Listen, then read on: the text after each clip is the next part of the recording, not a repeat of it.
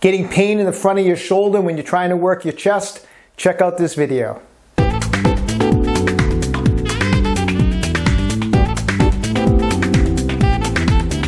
I'm Dr. Joe DeMarco, chiropractor and owner of OcraMed Health. And if you haven't already guessed based on my 4th grade arts and crafts skills, we're talking about the pec major today. Now the pec major has 2 major origins. It comes off of the sternum, what's called the sternal portion of the pec major, and then there's another section that comes off the clavicle or the clavicular portion of the pec major. Now both of these sections of the pec major will converge into a tendon that attaches into the humerus or arm bone. Now as you would guess, normally the pec major is a very elastic muscle, and it allows us to do a lot of different exercises. However, over time, whether you're just at home doing push-ups or you're in the gym doing heavy bench pressing, you can build up wear and tear, you can build up fascial adhesions in the pec major. Now when this happens, the pec major will lose a certain amount of its normal elasticity. And when the pec major doesn't stretch like it should, it starts putting pressure on the tendon going into the humerus.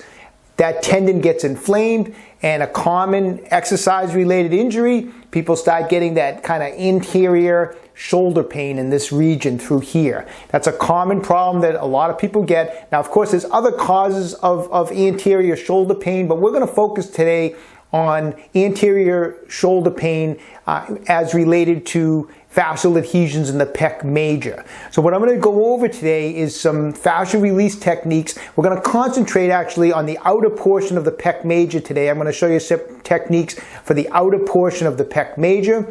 These techniques are also excellent if you're into Olympic lifting and you like to do snatch work or overhead squats and you're noticing some lack of mobility getting that bar back in this direction. These techniques actually should also be very helpful for that. And of course, it should also be very helpful if you're getting some chronic anterior shoulder pain because that pec major tendon keeps getting inflamed. So let's get right to it, okay? Okay, so we're going to go over a great fascial release technique for the outside of the pec major. And the goal of this technique is to accomplish 2 things. One is we want to break up any fascial adhesions in this portion of the pec major, you know, areas where there's some, like basically some scar tissue or adhesions or where the muscle's losing some of its elasticity.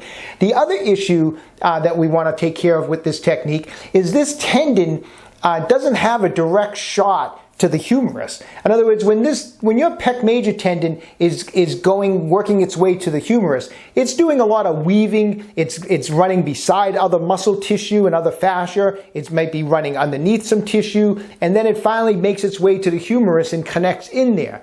So what happens is fascia sometimes, when the adhesion builds up, almost acts as glue. And what I mean by that is muscle tissue in separate, when you have separate muscles, a lot of times as we move, these muscles should be gliding alongside each other. There shouldn't be any restriction. There should be a nice movement. If I want to take my arm and move it back, muscles should be gliding separately. But what will happen a lot of times when adhesions build up is muscles almost get like stuck together in there and you lose that nice glide in there. And so this technique we're going to go over isn't just about releasing just fascial adhesions in the pec major. It's about freeing up the tendon in the pec major as it goes into the humerus. We want to free it up. We want to make sure there's nothing we want to make sure that it's not stuck to anything in there. And that's really important. A lot of people don't realize that muscle tissue will actually kind of bind to other muscles, and that's not good. So anyways, here's what we're going to do. We're going to get on the outside of the pec major. Now, first off is we want to find the pec major, and an easy way to find out where that tendon is going is just put your arm, press it down on a desk, or you can take a broomstick and press down on a broomstick. But when you press down, you can actually feel your pec major, and you can actually run your fingers up and you start to feel the tendon area. You can actually feel it. And that's where we're going to focus on here. So you press down, run your fingers through the armpit area, grab onto that pec major, and follow it out to the very end of it. Now, that's the area we're going to concentrate on. We can do this technique with the tips of your fingers, but I want to dig in there deeper, so I'm going to grab a Tai Chi ball from OcraMed Health. As you know, these things are awesome. They're small, they're spiky, and if I want to dig them into the front of the shoulder, into the pec major, I'm going to be able to get this this Tai Chi ball into those areas pretty deep and really do a good job at breaking up those fascial adhesions. I should say first off, before you're doing this type of work, as I've said in the past, warm up. Don't just start digging into your pec major first thing out of bed in the morning. You got to be warmed up. This isn't always going to be the most comfortable thing to do. So bear in mind that gauge your pressure as you push the ball into that area, that it's going to be uncomfortable. So try to do a little bit deeper every time that you work it. If you have never done this type of work before, you know, don't be surprised. You can be sore the next day. You can leave marks on yourself. You can leave little bruises on yourself. That's just part of doing fascia release work. It's okay, but that I just want to warn you guys before you start. Gauge your pressure on this. Okay, so I press down. I find my pec major. I follow the tendon up. So I'm going to get this Tai Chi ball. I'm going to dig it right in and push it right underneath that pec major. And I'm going to hold it with 2 fingers, and then with my thumb, I'm going to grip this part of my shoulder. So I'm going to pinch that Tai Chi ball right into that outer portion of the pec major. And then from this position, once I have the pec major trapped underneath this Tai Chi ball and I have it pinched like this, I'm going to take my arm back and I'm going to stretch it back as far as I can. And as I do, I'm going to externally rotate. That's turning the palm this way. I'm going to externally rotate the shoulder as I bring it back, just like that. And I'm going to do 5 nice slow passes, just like that, without even moving the ball. And then after I've done it 5 times, I'm going to come back and I'm going to angle it up a little bit. And I'm going to go 5 with a little bit of a higher angle. I'm going to do 5 passes, nice and slow. And I'm going to do one final set of 5 where I'm actually coming not up to my head, but almost in this position this way.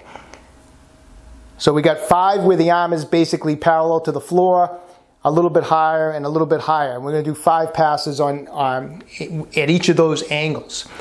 Then we're going to come back. We're going to once again find that pec major, get on that outer portion of the pec major, pinch that muscle in here. So I got the ball digging in deep. And now I'm going to come back and I'm going to do 3 final passes. One is I'm just going to bring the arm back, externally rotate the shoulder. I'm going to hold that for 30 seconds. Then I'm going to come back. I'm going to come up at that other angle. I'm going to pull back and as much as I can as I'm pinching in that ball. I'm going to hold that for 30 seconds. And then I'm going to do one final time up high, externally rotating the shoulder, pinching in, and one final set of 30 seconds. Okay? That's the release work we're going to do. So it's going to be 5 passes this way, 5 passes at this angle, 5 passes this way, then come back, stretch it for 30 seconds, 30 seconds, and 30 seconds. The whole time, like I said, I got that ball deep into the tissue. I'm trying to, not only am I pinching it in, but as I'm pinching it in, I'm kind of wiggling it a little bit with my fingers and trying to get it as deep into that tissue as I can to get to almost follow that tendon towards the humerus in there. It's going to be a little uncomfortable. I'm going to just kind of dig it between the tissue as deep as I can and just kind of pinch that ball into that area. If you're doing it and you start, you're on an area and you start feeling some numbness or tingling down your hand, or you feel some weird symptoms, release the ball. You might have kind of caught up on a bad spot or a nerve. So just release the ball and try to get back on it again. Just to, you don't want to be impinging anything in that area. So just be careful on the area when you get in there and you squeeze that Tai Chi ball in. Kind of gauge your pressure. Make sure you're not getting any weird symptoms while you're doing it. It should just feel like a really intense, deep stretch through that area, okay? So that's the technique. Obviously, we're going to do both sides. After you're done with the Tai Chi ball and you've gone through that, I then want you to take a broomstick. So we got a ton of blood flow now in there from doing that work. So, we just went through all that. The area is full of blood. It's a great time now to finish it off with just some stretching. So grab the broomstick, grab it wide, and then what I want you to do is stretch it back. Now, as I stretch it back, once again, I'm going to be thinking of taking my arm and externally rotating it. I don't want to internally. I want to externally rotate it. So I'm going to bring it back, and I'm going to just pull back as far as I can. And I'm just going to sit in this position for about 60 seconds. If you're uncomfortable, start with 30. And I'm going to go 60 seconds. Then I'm going to release it. I'll try to go in a little bit tighter. And I'll go 60 seconds again. And then do it a third time a little bit tighter. So try to make it a little tighter each time. 3 times, 60-second holds, okay? By the time you're done with that, you know, your pec major should have a good release in there. There should be a lot of mobility. Don't do this right before you're about to go in the gym and work out. This isn't, you know, you don't want to do fascial release work, intense fascial release work right before you're about to go lift heavy weights. You know, this is something you do after your workout or on an off day. You never want to do this type of work right before you hit the gym. It's going to affect your workout. You won't feel strong from doing this. Things are going to almost feel too relaxed, too loose, and that's, you know, that's not good. So anyways, give that a try. I hope it all helps. All right, so give those fascial release techniques a try. I wish you all the best of luck with it.